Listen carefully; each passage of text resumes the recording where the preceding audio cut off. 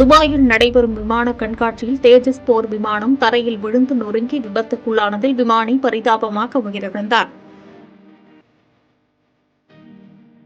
HAL நிறுவன தயாரிப்பான தேஜஸ் போர் விமானம் Dubai ஏர் ஷோவில் திடீரென கட்டுப்பாட்டை இழந்து விழுந்து தீப்பிடித்து எரிந்தது.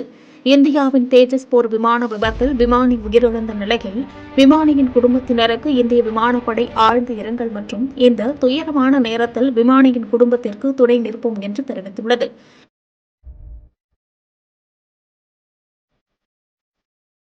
செய்திகளை உடனுக்குடன் தெரிந்து கொள்ள கீழ்கண்ட கேபிள் மற்றும் DTH நெட்வொர்க்குகளில் எம்நாடு செய்தி தொலைக்காட்சியை காணுங்கள். பாதகம் செய்பவரை கண்டால் நாம் பயம் கொள்ளலாகாது பாப்பா.